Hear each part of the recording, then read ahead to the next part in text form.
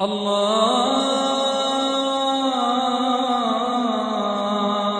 Akbar,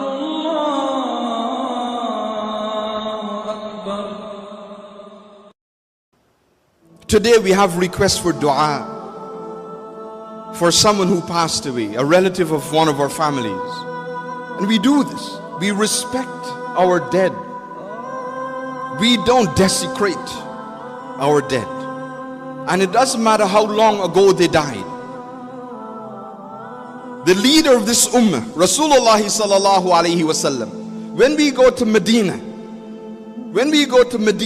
the greatest visit you can engage in is to visit the qabr, the maqam of the Prophet sallallahu alaihi wasallam. The greatest visit, the greatest ziyarah you can be blessed with is to go and visit the Prophet sallallahu alaihi wasallam.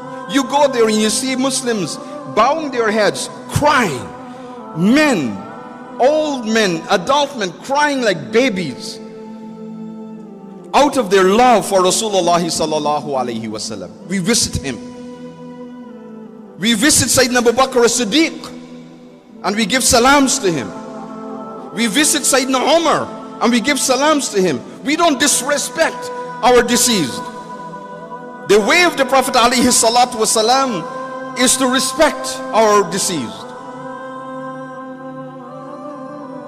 We go to Jannat al-Baqiyah, the cemetery of Medina, and we visit Sayyidina Uthman ibn Affan.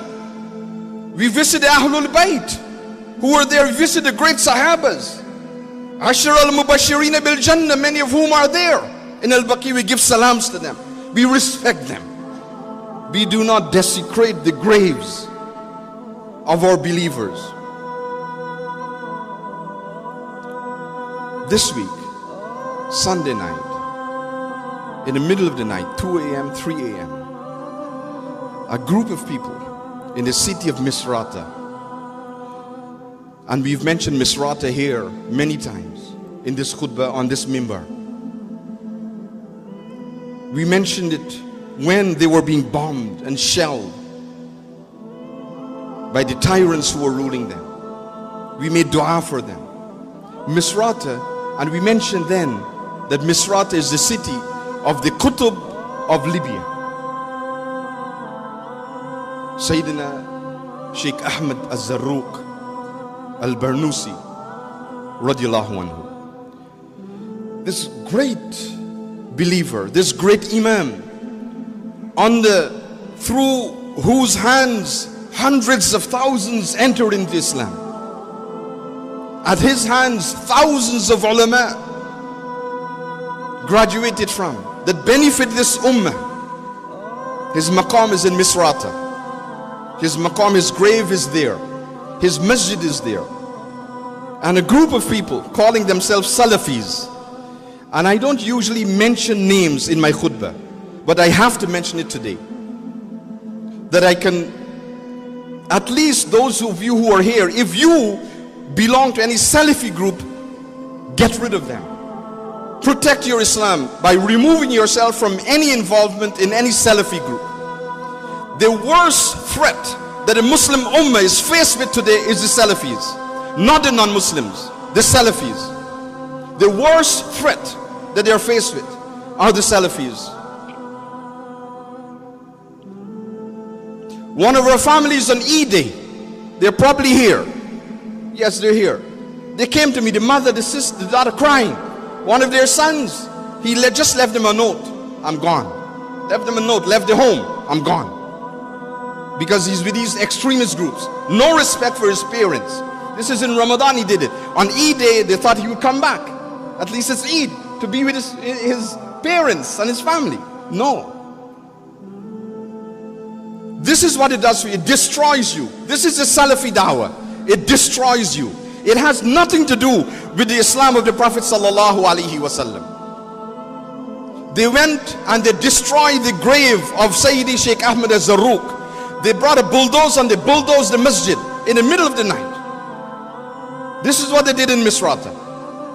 And then they said that they're going and destroying the other graves of the Sahabas who were buried in Libya. The same thing happened in Somalia. The graves of awliya were destroyed by the same group of people. I want today to tell you that you can be aware of this. You can be aware of this. Enough is enough. If you do not stand up and oppose this group, then they will continue to unleash their un-Islamic behavior on everyone and try to impose it. This is not the way of the Prophet sallallahu alaihi wasallam. And this is not the way of the Muslims of Libya. Their history, almost 14 centuries of history, is different than that. Libya is a great land of Islam, and I'm sure they would return back to their ways. But this group did this shameful act, and they're continuing to do it. They're doing it in the name of Islam. I say today, a little knowledge can be a dangerous thing. You may think that you're doing what is right, and it's not right. Listen to the scholars of this ummah for 14 centuries. You follow the way of the ulama, the way of the Sunni scholars of this ummah, you'll be well guided. You want to follow Quran and Sunnah? You want to follow Quran and Sunnah? The best way of following Quran and Sunnah is to follow Imam Abu Hanifa, Imam Malik, Imam Shafi'i, Imam Ahmad ibn Hanbal. This is the way to follow Quran and Sunnah. Anyone who tries to follow Quran and Sunnah directly in their own will be misguided and will misguide others. And there's no barakah in what they do. I travel to so many countries. I travel to so many different countries. I visit different communities. I was away the past week since Eid within Canada. Even in Canada and in other countries, the same complaints I receive. This particular group, members of the Salafi group, causing fitna, disunity, problems, conflicts in masjids.